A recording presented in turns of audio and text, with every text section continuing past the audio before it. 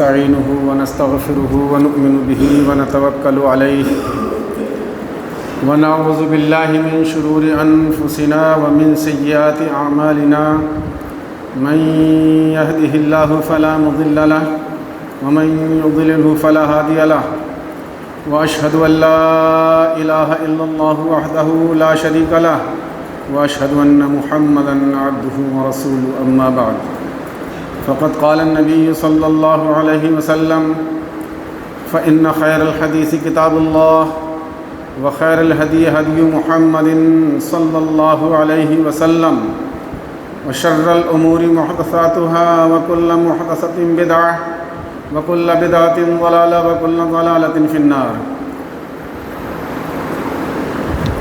وقال تعالى أعوذ بالله من الشيطان الرجيم بسم الله الرحمن الرحيم لقد من الله على المؤمنين إذ بعث فيهم رسولا من أنفسهم يتلو عليهم آياته ويزكيهم ويعلمهم الكتاب والحكمة. ہر قسم کی تعریف، توصیف، حمد و ثنا عظمت اور کبریائی کے لائق اللہ رب العالمین ہی کی ذات ہے. تمام تعریفوں کا وہی مستحق ہے، کیونکہ وہ ہمارا خالق ہے، مالک ہے، رب ہے، حاکم ہے، رازق ہے. ساری کائنات کا نظام اسی کے ہاتھ میں ہے، سب کچھ وہی چلاتا ہے، دنیا اور آخرت کے فیصلے وہی فرماتا ہے. بعدہ صلاۃ والسلام اور اللہ کی رحمتیں اور برکتیں نازل ہوں تمام انبیاء پر، تمام رسولوں پر، خاص طور پر نبی رحمت، محسن انسانیت، رحمت للعالمین، شفیع المذنبین جناب محمد رسول اللہ صلی اللہ علیہ وسلم پر، آپ کی آل پر، اہل بیت پر، اصحاب پر، ازواج پر، اور جناب محمد رسول اللہ صلی اللہ علیہ وسلم سے سچی محبت رکھنے والے اور آپ کی پیروی کرنے والے ہر توحید پرست مسلمان پر قیامت تک آمین. میں آپ حضرات سے درخواست کروں گا کہ آپ حضرات قریب آ جائیں اور یہی سنت طریقہ ہے، اس سنت کو نہ چھوڑیں. اس کی فضیلت میں آپ کے سامنے بیان کرنا چاہوں تو 10 منٹ اس میں لگ جائیں گے. آپ جانتے ہی ہیں، قریب آ جائیے، قریب، اور ہمت کرو تھوڑی سی، اللہ کا شکر کرو ادا بہت زیادہ کہ اللہ تبارک و تعالیٰ نے بڑے راحت، چین اور آرام کی زندگی ہمیں نصیب فرمائی ہے. کیا سمجھ رہے ہیں اس کو آپ؟ بہت بڑی دولت ہے، بہت بڑی نعمت ہے، اس کی قدر کیجیے. اور اس کی قدر یہی ہے کہ ہم اللہ کا ذکر اپنی زندگی میں شامل رکھیں، زبان سے بھی ذکر کریں، دل سے بھی ذکر کریں. ذکر اللہ کو یاد کرنا. آپ کا ذکر ہو رہا تھا فلاں جگہ، یعنی آپ کو یاد کیا جا رہا تھا، تو ہم اپنی زندگی میں اللہ کے حکموں کو یاد کر کے عمل کرتے رہیں. یہ اللہ کا سب سے اعلیٰ درجے کا ذکر ہے.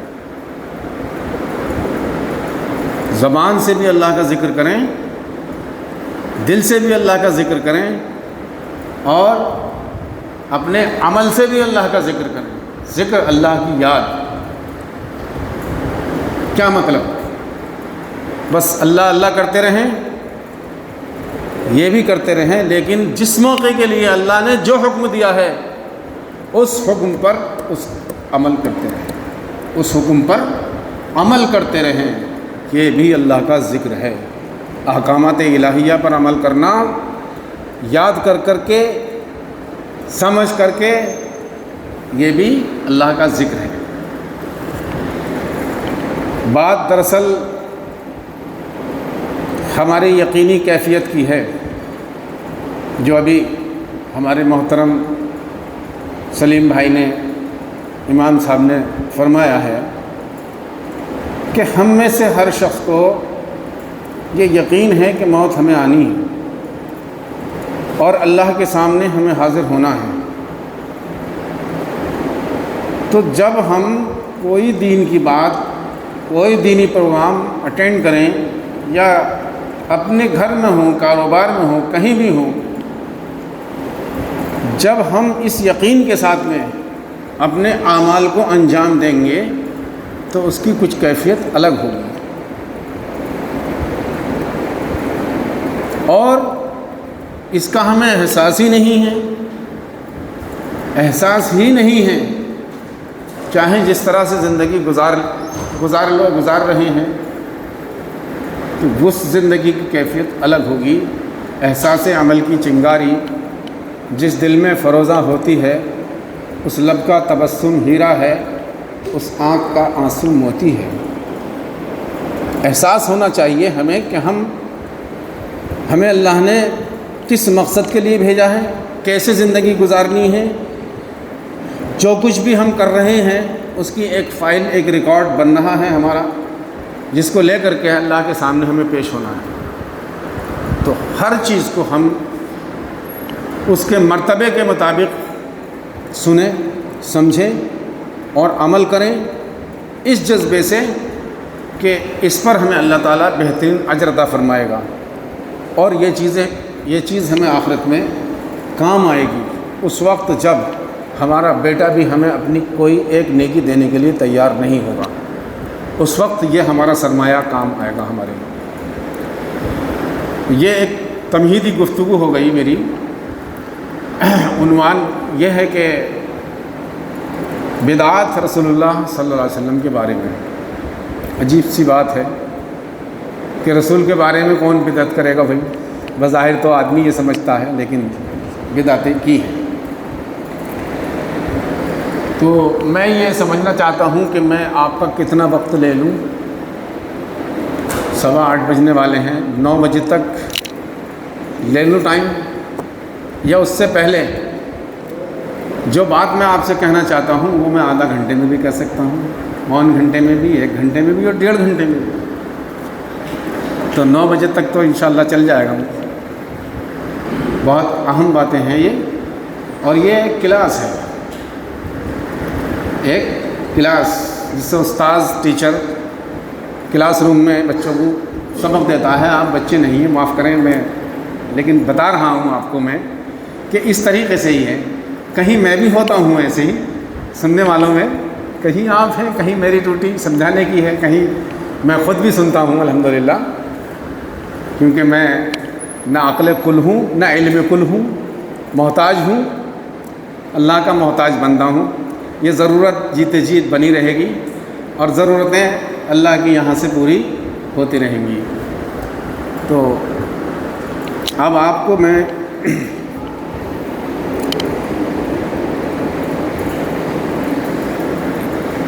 اس کے 5 پوائنٹ ہم نے رکھے ہیں سمجھانے کے لیے، چھوٹے چھوٹے، اس عنوان کے 5 حصے کیے ہیں۔ بدعات رسول اللہ صلی اللہ علیہ وسلم کے بارے میں۔ پہلا ہے نبی کریم صلی اللہ علیہ وسلم نور تھے یا بشر؟ دوسرا ہے کیا نبی صلی اللہ علیہ وسلم مختار کل تھے؟ تیسرا ہے کیا نبی صلی اللہ علیہ وسلم عالم الغیب تھے؟ چوتھا ہے کیا نبی صلی اللہ علیہ وسلم ہر جگہ حاضر ناظر تھے؟ اور 5واں ہے کیا نبی صلی اللہ علیہ وسلم کی زندگی دنیا کی زندگی ہے؟ اس عنوان کو 5 پوائنٹ پر بانٹا ہے۔ مختصر بات کروں گا کہ آپ کے ذہن میں بھی کچھ نہ کچھ رہ جائے۔ عقیدے کا حصہ ہے یہ، ہمارے کیا ہے؟ عقیدے کا حصہ ہے، تو دل میں رہ جانا ضروری ہے۔ یوں نہیں کہ مول صاحب آئے کچھ بتایا بھائی، ہاں بہت اچھی باتیں بتائیں، کیا باتیں بتائیں بھائی؟ بتائیے ذرا، بتائی تو اچھی تھی بھائی، بتا آپ کچھ نہیں رہے، کیونکہ دھیان سے نہیں سنا، روز نہیں سنوایا جاتا آپ کو۔ یہ جمعہ کا خطبہ تو آپ کو سننا ہی ہے، اس کے علاوہ ایکسٹرا پروگرام ہے یہ ہماری تیاری کے لیے، افراد سازی کے لیے۔ آپ سب مومن ہیں، مسلمان ہیں، جماعت اہل حدیث کے ہیں تب بھی مومن ہیں آپ، اور جماعت اہل حدیث کے کوئی نہیں ہے وہ بھی مومن ہیں، ہمارے بھائی ہیں۔ ضرورت ان کو بھی ہے اور ضرورت ہمیں بھی ہے، آپ کو بھی ہے، مجھے بھی ہے۔ بہت سے عنوانات آپ کے سامنے آئے ہیں اور سب ضروری آئے ہیں، تو ان کو سننا چاہیے، میں آگے کے لیے بھی آپ سے درخواست کر رہا ہوں کہ ذہن بنا کے آیا کرو کہ اب یہ جو آنے والا مولوی صاحب ہے، جو بھی مولوی صاحب آئے ہیں، یہ کیا کہیں گے، کون سی بات بتائیں گے۔ پیاس اور طلب لے کر کے آیا کرو۔ کوئی نوٹ کرنے والے ہوں تو کچھ خاص چیزیں نوٹ بھی کر لیا کریں، ہندی میں اردو میں کام آئیں گے۔ ایک نوٹ بک بنا لیں، اسی کی نوٹ بک بنا لیں،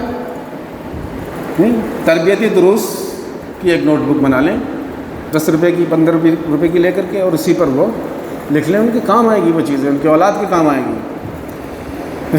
بہرحال اب یہ چیزیں مسلمانوں میں پائی جا رہی ہیں جتنی میں نے آپ کے سامنے رکھی ہیں، یہ عقیدے اور عمل تک کا حصہ بنی ہوئی ہیں، جبکہ یہ تمام چیزیں رسول اکرم صلی اللہ علیہ وسلم سے وابستہ نہیں ہیں۔ اسلامی نقطۂ نظر سے، توحید اور رسالت کے نقطۂ نظر سے یہ چیزیں رسول اکرم صلی اللہ علیہ وسلم کے لیے کوئی خوبی یا بھلائی کی چیزیں نہیں ہیں، بلکہ یہ چیزیں رسول اللہ صلی اللہ علیہ وسلم کی تعریف میں بڑھوتری کے لیے کہ ہم بہت تعریف کر رہے ہیں نبی کی، پیچھے نہ رہ جائیں ہمارے تعریف میں، لہٰذا ایسے بھی کہہ دو اور ایسے بھی کہہ دو اور یہ بھی مان لو اور وہ بھی مان لو۔ ہرگز نہیں۔ نبی کا مقام وہ ہے جو اللہ نے بتا دیا ہے، اس سے زیادہ نہیں ہے، اس سے کم بھی نہیں ہے۔ اللہ کا مقام وہ ہے جو اللہ نے خود اپنا مقام بتا دیا ہے قرآن کریم کے اندر ہے۔ تو مقام رسالت کو جب ہم بڑھا چڑھا کر کے پیش کریں گے تو یہ مقام توحید کے دائرے میں شامل ہو جائے گی بات، اور یہ شرک میں شامل ہو جائے گی، بہت بڑی غلطی ہو جائے گی، بہت بڑا اپرادھ ہو جائے گا۔ اللہ خالق ہے، محمد رسول اللہ اللہ کی مخلوق ہیں، خالق اور مخلوق ایک نہیں ہو سکتے، صفات دونوں کی الگ الگ ہیں۔ اگر آپ نے اس کو بڑھایا تو بات یہاں پہنچ گئی، شرک ہو گیا، اس مقام توحید کو گھٹایا تو یہاں پہنچ گیا مقام توحید، تو رسول اللہ صلی اللہ علیہ وسلم کے ساتھ ملانے سے اللہ کی شان گھٹا دی۔ باریک پوائنٹ ہے بہت زیادہ، میں اشارے کر رہا ہوں، تفصیل کا موقع نہیں ہے، بس ہم اس کے پابند ہیں کہ جو شان اللہ نے اپنے نبی کے بیان فرما دی ہے، ہم اسی کو بہت سمجھیں، ہم اسی کو بہت سمجھیں، ہم اپنی طرف سے نبی صلی اللہ علیہ وسلم کی شان بڑھانے کی کوشش نہ کریں، اسی پر قائم رہیں، اور اللہ تبارک و تعالیٰ کی جو شان ہے اسی کو صحیح اور کامل اور مکمل سمجھیں، اسے گھٹانے کی کوشش نہ کریں۔ بہرحال اب ایک سوال پیدا یہ ہوتا ہے کہ جو دین اور شریعت کی شکل جناب محمد رسول اللہ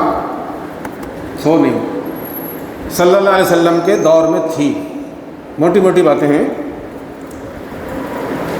وہی شکل دین اور شریعت کی احکامات سے لے کر کے مسائل تک، ہر چیز میں، زندگی کے تمام شعبوں میں جو شکل محمد رسول اللہ صلی اللہ علیہ وسلم کی موجودگی میں تھی، دور رسالت میں تھی، بعین ہی وہی شکل دور صحابہ میں رہی، دور صحابہ میں بھی وہی رہی، اور دور تابعین میں بھی وہی رہی۔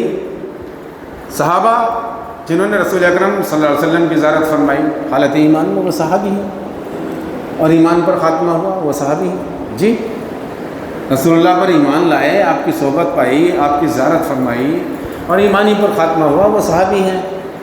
اور تابعی کون ہیں، میں بتا رہا ہوں آپ کو، ابھی آپ سوچیں بھائی تابعی پتہ نہیں کون ہوتے ہیں۔ تابعی وہ ہیں کہ جنہوں نے رسول اکرم صلی اللہ علیہ وسلم کی صحبت تو نہیں پائی حالت ایمان میں، لیکن صحابی کی صحبت پائی، صحابی کا دیدار کیا، صحابی سے فیض حاصل کیا، اور حالت ایمان پہ انتقال ہو گیا، وہ تابعی ہے۔ بہرحال تو تینوں زمانوں میں دین اور شریعت کی شکل وہی رہی، سین اس کے بعد کے ادوار میں جیسے دور رسالت سے ہم دور ہوتے چلے گئے نا بھئی، آج ہم جتنے دور ہیں سال بھر کے بعد اور دور ہو جائیں گے، 10 سال کے بعد اور دور ہو جائیں گے، دور رسالت ہم سے دور ہوتا چلا جائے گا. سمجھ رہے ہیں؟ وہ 1400 سال پہلے کی بات ہے، 1400 کچھ سال ہو گئے، آج کی بات تھوڑی ہے. تو ان تینوں زمانوں کے تعلق سے اللہ کے نبی صلی اللہ علیہ وسلم نے یہ خوشخبری بھی دی ہے کہ خیر الناس قرنی ثم الذین یلونہم ثم الذین یلونہم، سب سے بہترین لوگ میرے زمانے کے لوگ ہیں، پھر میرے بعد والے زمانے کے، پھر میرے بعد والے اس کے بعد والے زمانے کے، میرے زمانے کے، پھر صحابہ کے زمانے کے، پھر تابعین کے زمانے کے. میں نے بالکل کلیئر کر دی آپ کے سامنے بات، یہ خیر کا زمانے ہیں. اس کے بعد میں یہ دین اور شریعت کی وہ شکل جو دور رسالت میں تھی آج وہ نظر نہیں آ رہی، اس میں بہت تبدیلی ہو گئی ہے. معاف کر دیں مجھے آپ کہ دیوبندیوں میں کچھ اور شکل ہے، بریلویوں میں کچھ اور شکل ہے، شیعوں میں کچھ اور شکل ہے، اہل قرآن میں کچھ اور شکل ہے، اہل حدیث میں کچھ اور شکل ہے. کیا اتنی شکلیں تھیں دین و شریعت کی؟ اتنی تو نہیں تھی، ایک ہی تھی. پھر یہ کیا ہوا؟ یہ ہو کیا گیا؟ اس کی وجوہات کیا ہیں؟ تو اس کی وجوہات میں سے 3 وجہیں میرے ذہن میں ہیں. پہلی چیز تو جہالت ہے. جہالت، ہم نے جاننے کی کوشش نہیں کی. قرآن کیا ہے، حدیث کیا ہے، صحابہ کیا ہیں. ہمیں قرآن و حدیث کا ایک نچوڑ بتا دیا گیا، مسئلے مسائل فقہ، کہ بھئی یہ قرآن و حدیث کا نچوڑ ہے، اس پہ چلتے رہو. اور انہوں نے مسلک والوں نے اپنے اپنے حساب سے اسے بتا دیا. اس میں بھی کئی مسلک ہو گئے، عجیب معاملہ ہے بھائی. اب جب وہ چیز سامنے آ گئی تو اس نے اسی کو کافی سمجھ لیا. اب مجھے قرآن پڑھنے کی ضرورت نہیں ہے، اب مجھے حدیث پڑھنے کی ضرورت نہیں ہے. نچوڑ تو ہی آ گیا، فقہ میرے ہاتھ میں. سمجھ رہے ہیں؟ تو اس کے ذریعے قرآن و سنت جو سیدھے ہم اسے سیکھتے اور سیکھ کر کے ہم خود عمل کرتے، پڑھنا سیکھتے. بچے پڑھنے جاتے ہیں دھیرے دھیرے، جب بھی تو وہ مولانا علامہ بنتے ہیں نا، گھر بیٹھے تو نہیں بنتے نا. تو قرآن اور حدیث کو جو سیدھے ہم پڑھتے اور سمجھتے، اس سے تھوڑا سا کاٹ دیا، رخ موڑ دیا، بات سمجھنے کی کوشش کریں. اس سے بھی کمی، اس سے بھی فرق پڑا کہ قرآن اور سنت کی، قرآن اور حدیث کی باتیں سیدھے ہم تک نہیں پہنچی اور سیدھے ہم نے حاصل کرنے کی بھی کوشش نہیں کی. تو ایک تو جہالت، پڑھا ہی نہیں بالکل، یا پڑھا تو پھر مسلکوں کے حساب سے پڑھا لیکن مسلکوں کے حساب سے پڑھا. مسلک کا چشمہ لگایا اور قرآن و حدیث کو دیکھا، اور قرآن و حدیث کو گھما پھرا کے مسلک کے مطابق کرنا شروع کر دیا. ارے یہ نہیں چاہیے تھا.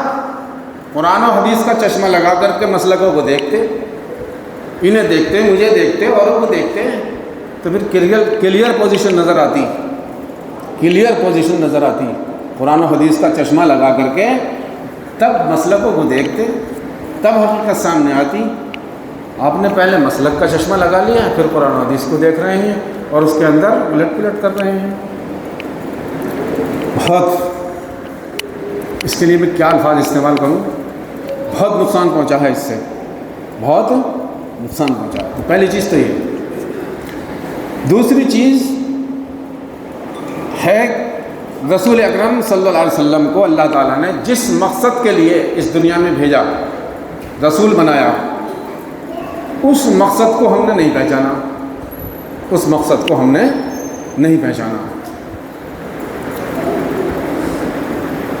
هو الذی ارسل رسولہ بالہدی ودین الحق لیظہرہ علی الدین کلہ ولو کرہ الکافرون. اللہ وہ ہے جس نے اپنے رسول کو ہدایت اور دین حق لے کر بھیجا تاکہ اس کو تمام دینوں پر غالب کر دے، تمام دینوں پر غالب کر دے، عیسائیت پر، یہودیت پر، ہندوازم پر، بدھزم پر، تاکہ ان سب پر غالب کر دے، چاہے کافروں کو کتنا ہی برا لگے۔ یہ مقصد بعثت رسول اکرم صلی اللہ علیہ وسلم کا۔ اس سے ہم نے آنکھیں موند لیں اور اس کو نظر انداز کر دیا، مقصد بعثت کو بھول گئے دو وجہ، پہلی جہالت، دوسرے اس مقصد سے ہم نے اپنی آنکھیں موند لی اور اس کو نہیں سمجھا۔ تیسری چیز ہے غلو۔ غلو کیا؟ غلو کہتے ہیں کسی چیز کو حد سے زیادہ آگے بڑھانا، کسی چیز کو حد سے زیادہ آگے بڑھانا، یہ غلو کہلاتا ہے۔ تو لوگوں نے رسول اکرم صلی اللہ علیہ وسلم کی شان میں غلو اختیار کر لیا، آپ کی شان کو حد سے آگے بڑھایا، یہ سوچ کر کے کہ یہ آپ کے لیے اور ہمارے لیے بہت بھلی بات ہے اور ہم آپ کی بہت تعریف کر رہے ہیں اور اللہ بڑا خوش ہوگا، حد سے زیادہ بڑھا دیا ہے نا، کہ وہ یہاں تک بڑھا دیا کہ وہی جو مشتقی عرش کا خدا ہو کر اتر پڑا تھا مدینے میں مصطفیٰ ہو کر، اور اللہ کے پلے میں وحدت کے سوا کیا ہے؟ جو کچھ ہمیں لینا ہے لے لیں گے محمد سے۔ بات وہاں تک پہنچ گئی، بڑا معاملہ خراب ہو گیا۔ تو غلو جس کے بارے میں اللہ کے نبی صلی اللہ علیہ وسلم نے خود منع فرمایا، لا تطرونی کما اطرت النصارى ابن مریم فانما انا عبدہ فقولوا عبد اللہ ورسولہ، مجھے اس طرح سے حد سے آگے نہ بڑھاؤ جس طرح سے نصارہ نے، عیسائیوں نے ابن مریم کو، حضرت عیسیٰ علیہ السلام کو حد سے آگے بڑھایا۔ میں تو اللہ کا بندہ ہوں، بس اللہ کا بندہ اور اس کا رسول کہو، اس سے آگے مجھے نہ بڑھانا، سختی سے منع فرما دیا آپ نے۔ مگر امت ہے کہ نہیں، ابھی کمی رہ گئی، ابھی اور بڑھائیں گے، ابھی نور بنائیں گے، ابھی مختار کل بنائیں گے، حاضر ناظر بنائیں گے، سمجھے صاحب، عالم الغیب بنائیں گے، مقام و مرتبہ بڑھائیں گے۔ تم مقام و مرتبہ بڑھاؤ گے؟ مقام و مرتبہ بڑھانا تھا جتنا، وہ اللہ نے بڑھا دیا۔ تم کون ہوتے ہو؟ جس نے رسول بنایا اس نے مقام و مرتبہ بڑھا دیا۔ اور کیا مرتبہ مقام و مرتبہ بڑھا دیا؟ وَرَفَعْنَا لَكَ ذِكْرَكَ، اے نبی ہم نے تمہارے ذکر کو بلند کر دیا، نبی کے نام کو اپنے نام کے ساتھ شامل کر لیا۔ لا الہ الا اللہ محمد رسول اللہ، اشہد ان لا الہ الا اللہ واشہد ان محمدا عبدہ ورسولہ، کر لیا نہیں؟ اذانوں میں، تکبیروں میں کوئی منٹ خالی نہیں جاتا ہے۔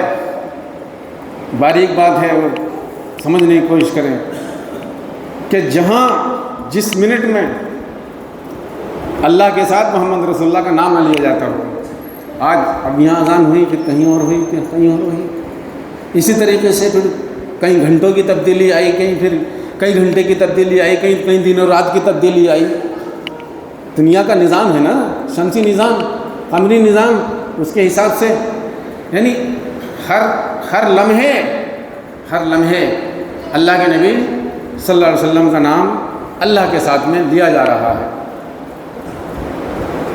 برابر لیا جا رہا ہے، کوئی لمحہ خالی نہیں ہے۔ وَرَفَعْنَا لَكَ ذِكْرَكَ، اے نبی ہم نے تمہارا ذکر بلند کر دیا۔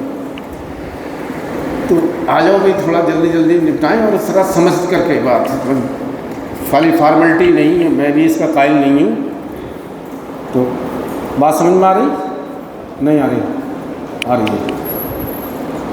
تو 3 وجوہات: جہالت، یا نبی کی رسالت کے مقصد کو نہ سمجھنا، اور یا نبی کی تعریف میں حد سے زیادہ بڑھ جانا، جسے غلو کہا گیا ہے۔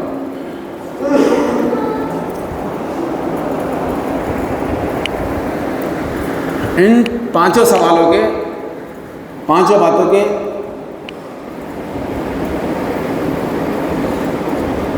5 جواب تو وہ ہیں کہ جو بدعت ہیں۔ بدعت رسول اللہ کے بارے میں کیا ہے؟ یہ آپ نور تھے، یہ بدعت۔ آپ مختار کل تھے، یہ بدعت۔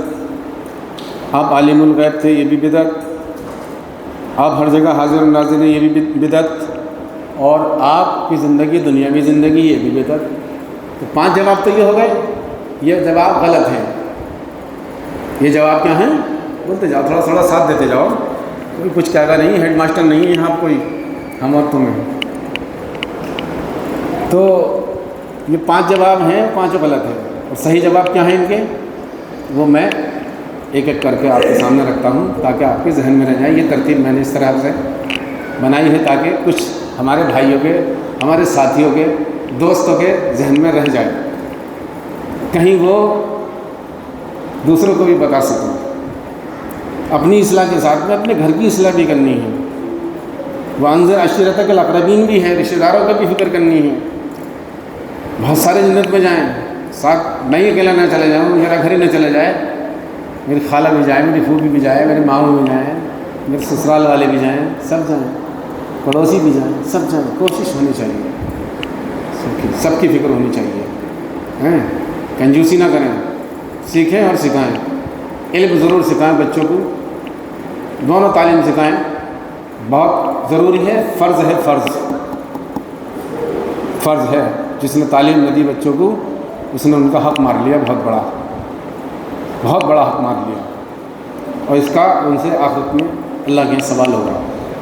تو اپنی زندگی ہلکی پھلکی گزار لو، لیکن بچوں کو تعلیم ضرور دلاؤ۔ میری درخواست ہے، بس آپ سے انتہا درجے میری درخواست ہے کہ آپ اپنے بچوں کو تعلیم ضرور دیں۔ تو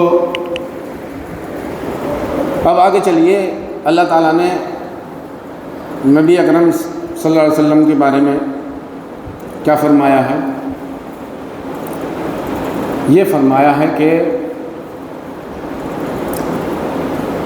ہم نے آپ کو بشر بنایا۔ کیا بنایا؟ بشر بنایا۔ تو ان لوگوں کو یہ کم لگا درجہ، تو انہوں نے کہا نور بنایا۔ کیا بنایا؟ نور بنایا۔ تو جو نور کہتا ہے رسول اکرم صلی اللہ علیہ وسلم کو، وہ آپ کا درجہ گھٹاتا ہے یا بڑھاتا ہے؟ آپ کا درجہ گھٹاتا ہے۔ جو اللہ نے بنایا ہے وہی آپ کا درجہ ہے، اور وہی اونچا درجہ ہے، اور وہی صحیح ہے۔ قل انما انا بشر مثلکم یوحی الی، کہہ دو کہ میں بشر ہوں، بشریت میں تم جیسا ہوں، میری طرف وحی کی جاتی ہے۔ اب اگر کوئی شخص آپ کو نور کہتا ہے تو قرآن میں جو بشریت آپ کا خطاب دیا گیا ہے، بشریت آپ کو بشر جو کہا گیا ہے قرآن میں، وہ اس کا انکار کرتا ہے۔ تھوڑا سا یہ خالد بھائی توجہ چاہوں گا، جو نور کہتا ہے وہ بشریت کا انکار کرتا ہے، اور بشریت کا انکار کرنا قرآن کی بات کا انکار کرنا ہوا۔ پہلی بات تو یہ سمجھیے۔ پھر یہ سمجھیے کہ افضل بشر کیسے ہے؟ بظاہر تو نور افضل لگتا ہے، بظاہر نور نورانی چیز ہے، بظاہر تو وہ اچھی لگتی ہے، اونچی لگتی ہے، اور بشر تو ایسا ویسا بھی ہوتا ہے، اور نور تو نور ہی ہوتا ہے۔ دیکھیے، بشر سے مراد ہے کامل بشر ہے، چور اچکا کافر مشرک زناکار شرابی مراد نہیں ہے، بلکہ جو اللہ سے ڈرنے والا اور اللہ کے احکامات پر عمل کرنے والا ہو وہ بشر مراد ہے۔ پہلی بات تو یہ سمجھیے۔ تو بشر نور سے اونچا کیسے ہے بھائی؟ تھوڑا سا اس کا بھی خلاصہ کرتے چلیں۔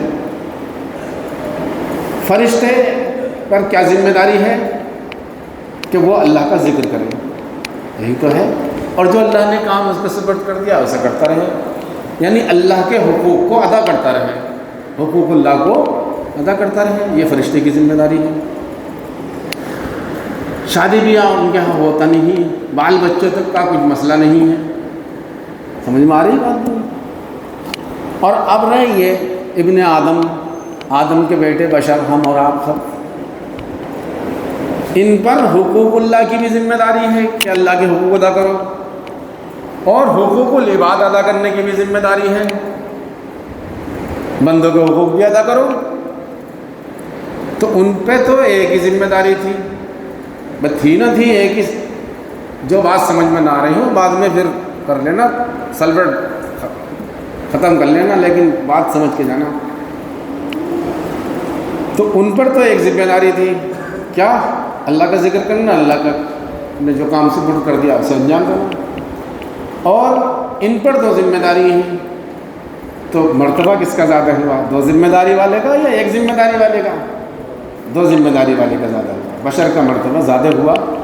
تو اس لیے آپ نور نہیں ہیں بلکہ آپ نورانی بشر ہیں۔ کیا ہیں؟ نورانی بشر ہیں لیکن آپ نور سے بھرے ہوئے ہیں، نور سے بھرے ہوئے ہیں، ہم زیادہ سے زیادہ یہ کہہ سکتے ہیں، اور اس میں کوئی میں سمجھتا ہوں کہ حرج نہیں۔ تو نور کہنے میں درجہ کم ہو گیا، بشریت کا انکار ہو گیا جو قرآن سے ثابت ہے، انما انا بشر مثلکم یوحی الیہ۔ اب تھوڑا سا یہ رہ جاتا ہے کہ بھائی بتاؤ، بشر بتا دیا تو کیا نعوذ باللہ آپ جن سے پیدا تھے؟ استغفر اللہ، کیا آپ جن تھے؟ کیا آپ فرشتے تھے؟ میں آپ صلی اللہ علیہ وسلم کی بات کر رہا ہوں، میں اپنے نبی محمد رسول اللہ صلی اللہ علیہ وسلم کی بات کر رہا ہوں۔ اگر وہ بشر نہیں تھے تو کیا وہ فرشتے سے پیدا تھے؟ فرشتے تھے، ایسا تو ہوا ہوتا نہیں ہے۔ اور کیا آپ جنات میں سے تھے؟ تو جن کا ہوگے تب بھی مرتبہ گھٹ رہا ہے، اور نور کہہ رہے ہو تب بھی مرتبہ گھٹ رہا ہے۔ آپ تو ابن آدم ہیں، آپ جیسے انسان ہیں، رسول اکرم صلی اللہ علیہ وسلم کے بھی ویسے ہی، آپ کے بھی دو پیر تھے، دو ہاتھ تھے، آپ کا چہرہ تھا، چہرے پر جس طرح سے دو آنکھیں، ناک اور منہ ہمارے ہیں، ایسے رسول اکرم صلی اللہ علیہ وسلم کا بھی تھا۔ ہم سیم نہیں کہہ رہے کہ ویسی رنگ تھا، ویسی بناوٹ تھی، لیکن تھی سب یہ چیزیں ایسی ہی نہیں۔ تو بشر والی ہی چیزیں تو تھیں آپ کے پاس، آپ فزیکلی جسمانی طور پر بشری تو تھے، آپ تو نور نہیں تھے، آپ جن نہیں تھے، آپ فرشتے نہیں تھے، فزیکلی تو آپ بشری تھے، تو بشری کہنا پڑے گا۔ لیکن آپ کی بشریت میں اور ہماری بشریت میں ہیں دونوں بشر، زمین آسمان کا فرق ہے، زمین آسمان کا فرق ہے، اور مرتبے میں بھی زمین و آسمان کا فرق ہے۔ ہمارا کیا حساب رسول اکرم صلی اللہ علیہ وسلم کی برابری کا نعوذ باللہ من ذالک تصور سے بھی معاملہ خراب ہو جائے گا۔ آپ اللہ کے رسول ہیں، یوحی الیہ، میری طرف وحی کی جاتی ہے۔ فرق یہ ہے کہ کسی انسان کی طرف وحی کی جاتی ہے، مولوی صاحب کی طرف، قاضی جی، حاجی جی کی طرف، پیر صاحب کی طرف نہیں کی جاتی نا۔ اللہ کے نبی صلی اللہ علیہ وسلم بشر ہیں، رسول ہیں، آپ کی طرف وحی کی جاتی ہے، یہ ہے سب سے بڑی بات، یہ سب سے بڑی بات، یہ ہے فرق ہے۔ تو بشر ہی کہنا ہے، یہ عقیدے میں آ گئی بات، آپ نور نہیں ہیں، بشر ہیں، بشر کا مرتبہ ہی زیادہ ہے، یہ بات بھی میں نے آپ کو سمجھا دی۔ اب یہ دیکھیں، آپ کے مشرکین مکہ نے بھی کہا، کیا کہا؟ ابعث اللہ بشر رسولہ. بھائی یہ عبداللہ کے بیٹے محمد ہیں، یہ کہہ رہے ہیں مجھے اللہ نے رسول بنا کے بھیجا ہے، مجھ پر وحی آتی ہے. قولوا لا الہ الا اللہ تفلحوا، لا الہ الا اللہ کہہ لو کامیاب ہو جاؤ گے. تو جو بت پرست مشرک تھے نا، ان کے بھی بشر کی رسول بنا دیا اللہ تعالیٰ نے. کوئی اور چیز ہوتی الگ سے، یہ تو ہم بشر سب ہیں ہی آپس میں، مگر اللہ تعالیٰ نے بشر کی رسول بنا دیا. یہ کیا بات ہوئی بھائی؟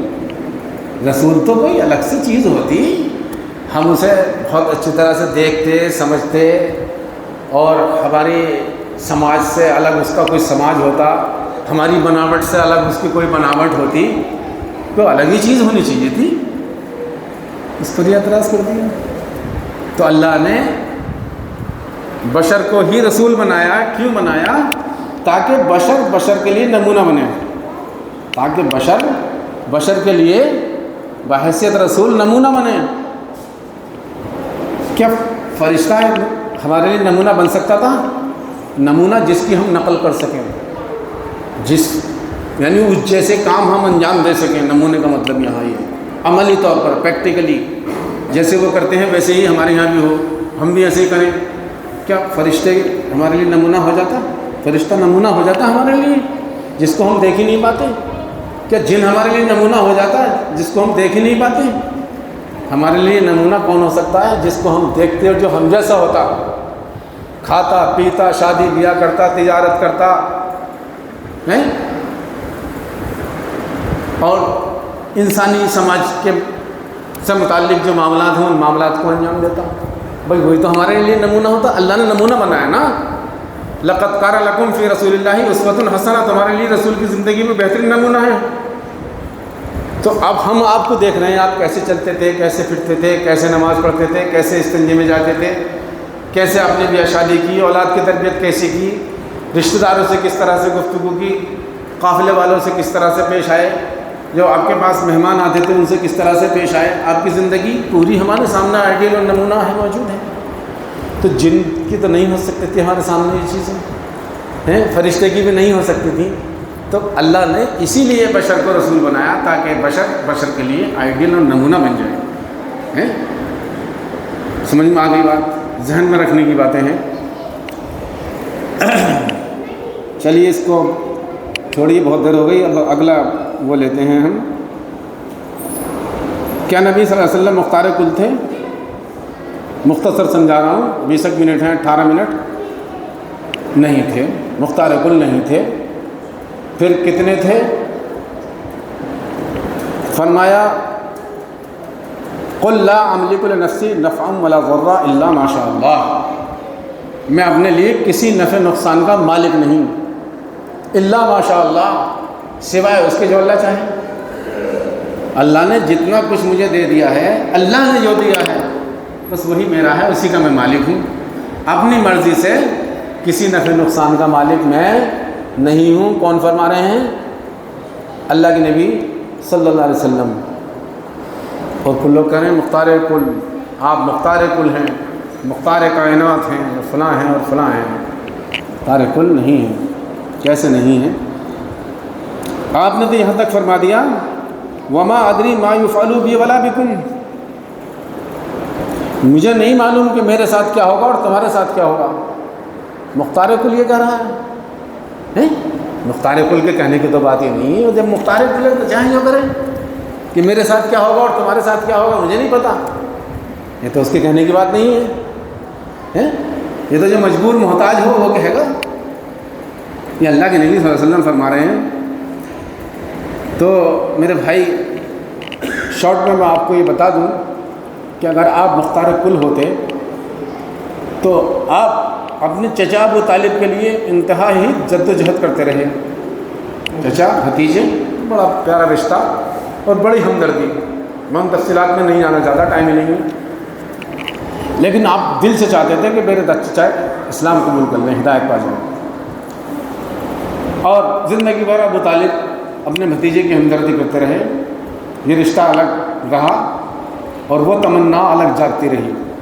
جب بہت سخت بیمار ہو گئے تو رسول اکرم صلی اللہ علیہ وسلم آپ کے پاس گئے اور آپ سے کہا چچا بس کلمہ پڑھ لو، لا الہ الا اللہ محمد رسول اللہ پڑھ لو، یہ کلمہ، اللہ سے میں اجازت لے لوں گا تمہاری شفاعت کی، اللہ کے یہاں تمہاری شفاعت کر سکوں گا۔